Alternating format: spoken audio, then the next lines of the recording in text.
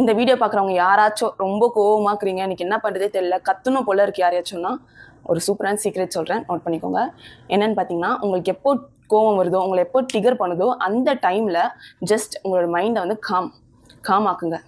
ஒரு 20 மினிட்ஸ்க்கு உங்கள் மைண்டை எதை பற்றியும் திங்க் பண்ணாமல் ஜஸ்ட் காம் பண்ணுங்கள். நீங்கள் எதுக்காக கோவப்படுறீங்க அப்படின்னு ஜஸ்ட் திங்க் பண்ணுங்கள். உங்கள் கோவம் இங்கே இருக்குது, நீங்கள் வந்து உங்கள் கோவத்துலேருந்து வெளியில் வந்து ஒரு தேர்ட் பர்சனாக திங்க் பண்ணுங்கள். இந்த கோவம் வந்து நியாயமானதா, ஜஸ்ட் இதுக்கு வந்து வேல்யூ இருக்கா அப்படின்னு ஜஸ்ட் திங்க் பண்ணுங்கள். அப்படி திங்க் பண்ணிங்கன்னா ஆக்சுவலாக உங்களுக்கு கண்டிப்பாக கோவமே வராது. நம்ம நிறைய பேர் வந்து தேவையில்லாத விஷயத்துக்கு தான் கோவப்படுவோம், கண்டிப்பாக அதுக்கு தான் கோவப்படுவோம். ஸோ இந்த மாதிரி பண்ணிங்கன்னா உங்களோட கோவத்தை ஈஸியாக ஸ்டாப் பண்ணலாம். அண்டு இந்த மாதிரி சில பிரச்சனையிலேருந்து நம்ம தப்பிக்கலாம். அதே மாதிரி நம்மளுக்கு வந்து அந்த கோவம், ஃபீலிங்ஸு, எமோஷனல் இது எல்லாமே நம்ம வந்து கண்ட்ரோல் பண்ணணும்னா முக்கியமாக ஒன்று தேவை. என்னென்னு பார்த்தீங்கன்னா மைண்ட் கண்ட்ரோல்.